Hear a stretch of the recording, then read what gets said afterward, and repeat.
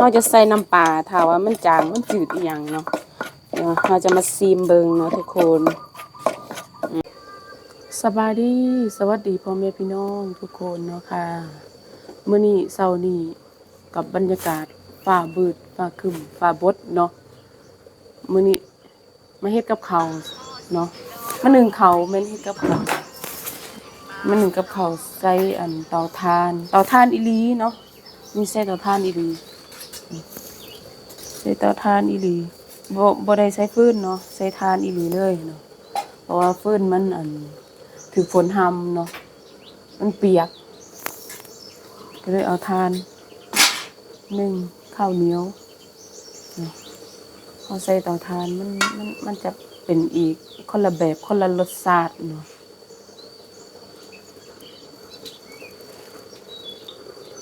อันนี้ต้มน้ำมันส้มฟดบ่ต้มซะก่อนแล้วเดี๋ยวเฮากะเทน้ำออกล้างเราจะมาเฮ็ดซุปหน่อไม้เนาะ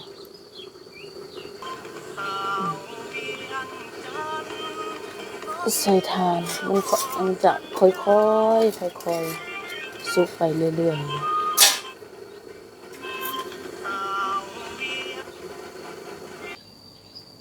เฮ็ดอีหยังอีแม่บัดนี้ฮะทำอะไรปิ้งปลาทู ปิ้งปลาทูปิ้งหอมจีหอมแม่นสิเฮ็ดเมนูหยังเนี่ยอันนี้เฮ็ดตกซ้ำอันนี้เฮ็ดตำแจ่วปลาทูตกซ้ำว่าเป็นหยังปลาทูอีหลีโอ้โธ่ฮ้อนแท้ฮ้อนว่าวันนี้เฮาก็มาเฮ็ดซุปหน่อไม้ซะก่อนเนาะตำแล้วมันเล่นอี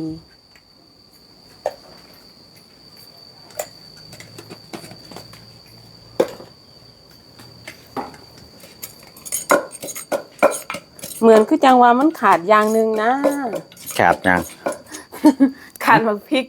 เอ้าบ่ใส่พริกตายเอาพริกใส่แน่ยังไปเอาให้แน่พริกแห้งหรือพริกหยังเอาพริกแห้งนี่ล่ะตำแห้งๆเลยเนาะทุกคนห้วยเสียงข้างมันฮ้อนโอ้ยย่ำอยากให้ข้างคือบ่ข้างแม่โอ้มันฮ้อนแหมเฮาบ่ต้องกี้ดอกเอาพริกพริกแห้งๆนี่ตำโลดเผ็ดคักเด้อพริกเจ้านี่ซุปหน่อไม้ฝีมือสาวมินตาเนาะไม่ได้เฮ็ดโดนแล้วก็เลยคิดอยากกินเนาะก็เลยมาเฮ็ดมาสู่พอใหญ่สำลีกินมื้อนี้อีหล่าสิเฮ็ดกับข้าวให้พ่อกินเฮ็ดแซ่บๆเด้ออีหล่าแซ่บแน่นอนแล้วอีหล่าก็แซ่บจะแซ่บแต่แนวแซ่บเด้อบ่แม่นเนาะบ่ผิดให้แซ่บซุแนวเด้อแซ่บซุแนวจ้ะอีหล่าเฮ็ดบ่ผิดหวังผักหอมอันนี้เก็บจากสวนเลยมาใส่ตำทีเดียวเลยเนาะบ่ต้องว่าใส่อันนี้อันนั้นตำใส่น้ำกันโดดอันใดมันก็เข้าไปหม้องเก่าอยู่แล้วถ้าตำอันซุปน้ำมันส้มแล้วซุปน้ำมันส้มบัดนี้เฮาก็มาตำของที่เข้ากันที่สุดนี่แหละกำลังซอยอยู่นี่ใบขิงอ่อนแล้วก็ใบแล้วก็ผักก็คือเป็นผักหอมแป้นผักแป้นนะครับผักแป้นหรือผักกุ้ยช่ายนี่เฮาใส่หลายบ่ใส่บ่เลยก็ได้ใส่บ่ละบ่ใส่บ่เลยเขียวเลยปลูกเองทั้งนั้นเลยแนวใดเฮาเฮ็ดได้เฮาก็เฮ็ดแนวใดเฮามักเฮาเฮ็ดเอาแม่นเฮาเฮ็ดเอาแนวใดบ่มักเฮาก็บ่หัวซ่าแนวใดเฮามักก็หามาไว้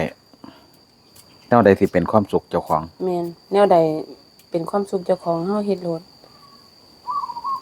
ทำวันนี้ให้ดีที่สุดจั่วอะไร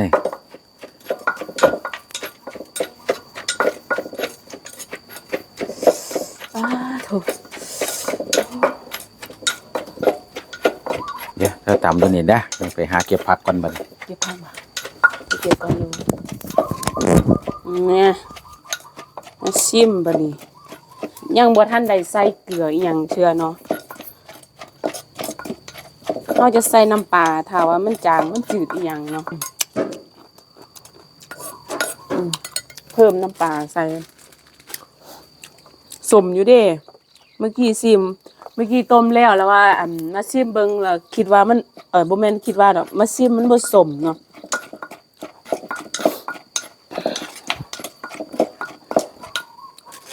เพิ่มอีกผงชูรสนิดนึงเนาะเมื่อกี้ใส่หน่อยเกินไปอันนี้ข้าวจีหอมแดงหอมกระเทียมสูตรมินตาโอเคไหม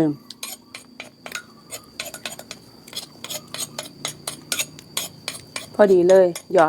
อดน้ำปลาหน่อยนึงเนาะตักใส่จาน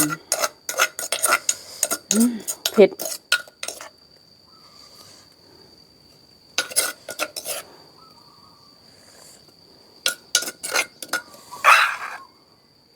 เมื่อกี้กับไปส่งพี่น้องเนาะพี่น้องมาแต่บุรีรัมย์ก็คือน้องเฟยแหละที่จริงมินตาเอิ้นว่าอาเด้ บ่ลึงก็เลยเอิ้นจังซี่เนาะเป็นลูกพี่ลูกน้องเนาะเพิ่นไปต่อบัตรสปอร์ตไปปั๊มบัตรนะเพิ่นมานอนพีคืนนึงได้เจ้านี้เนาะทุกคนนี่อ้าวโถวันนี้เฮาก็มาตำปลาทูหอมแดงเฮาก็มาจีคือเก่าเนาะจีคือเก่าเนาะทุกคน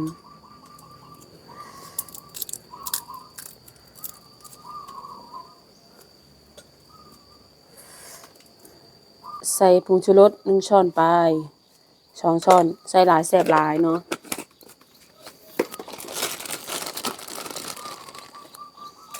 เอาพริกแห้งลงไปบ่ได้จีเลย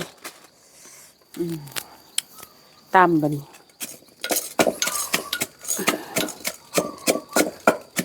กินแบบง่ายๆอยู่ง่ายๆเนาะ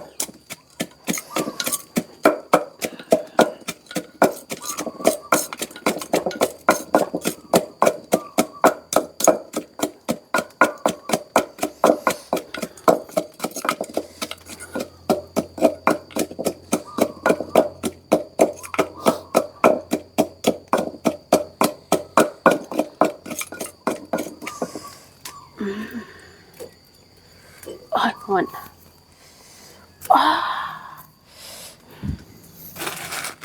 เดี๋ยวรอปลาเย็นจักหน่อยนึงเนาะเมนูต่อไปตำแจ่วปลาทูเนาะอันนี้ข้างหม้อไว้ต้มน้ำต้มหยังก่อน ก็หม้อ ต้มหม้อ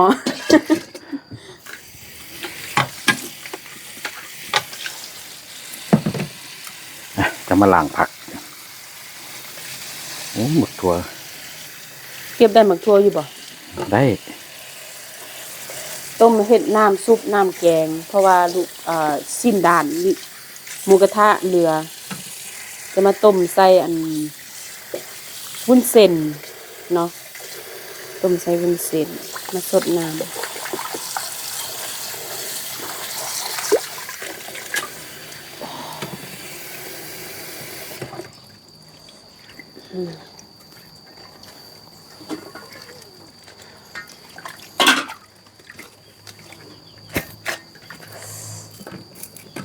บ่รู้ว่าเส้นผมมันถือไม้ก็บ่รู้จัก จังคึกบ่ ผมมันยาวนะตอนมินตาใส่อยู่หม่องที่มันมีถุงเสื้อนะ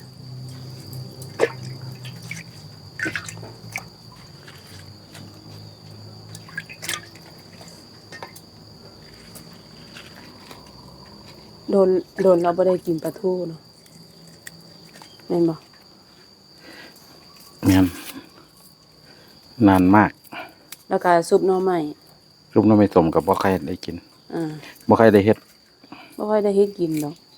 ว่ากินแล้วมันเจ็บขี้งซั่น ที่ล้มปวดขา ตั้งแต่บ่กินก็ยังเจ็บขี้งหรอ เป็นหยังก็เจ็บคิง เฮ็ดเวียกหลายโพด บ่ เวียกหลายเกิน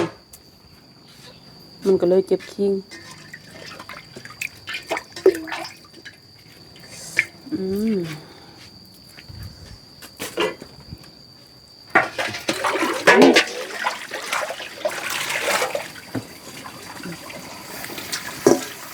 เฮ็ดไปน้ำกินไปน้ำดอกเดี๋ยวก็อิ่ม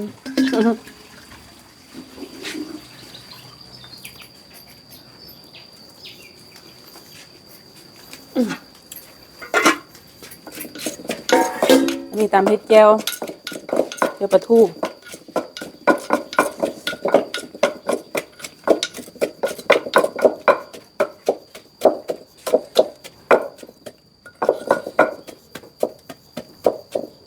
นี่ไม้มันจะอยู่หม่องนี้เดี๋ยวบ่รู้ว่ามันจะถึกกลมบ่เนาะ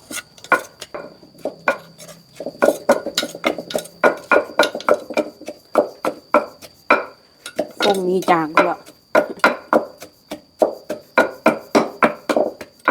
ทำไปทำมาทะลุว่าได้กินซ้ โคกแตกเด้อ คุณนายโคกแตกแล้วเนี่ยเพิ่นปึงทาเจาะเพิ่น ำลองซิมเบิงบ่ได้ใส่อันน้ำปลาอีหยังคือเด้มันก็มีเกลืออยู่เด้ปลาทูเนาะปลาทูเข้มเนาะ ปลาทูมันจะนัวอยู่แล้ว บ่ต้องใส่อีหยังเลย มันก็ยังเข้มอยู่ยังบ่ได้ใส่อีหยังเด้อ เราต้องชิมก่อนปรุง สุกแล้วพี่น้องนี่ปลาทูเหลือแต่หัวบัดนี้เฮาก็ตักใส่จานคือเก่าเนาะ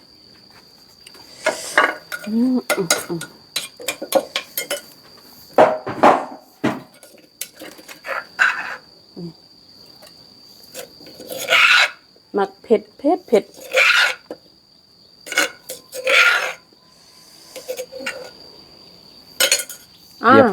เรียบร้อย อาหารเช้าของเฮามื้อนี้สำหรับคลิปนี้ก็คงเอาไว้ซ้ำนี้กันเนาะจังใดก็ฝากกดไลค์กดแชร์กดติดตามให้สาวมินตาเนี่ยเนาะเพื่อเป็นกำลังใจให้สาวมินตาดำเนินคลิปต่อไปเรื่อยๆพยายามถ่ายคลิปมาสู่พี่น้องเบิ่งนะจ๊ะทุกคนมื้อนี้ก็คงลาไปก่อนบ๊ายบาย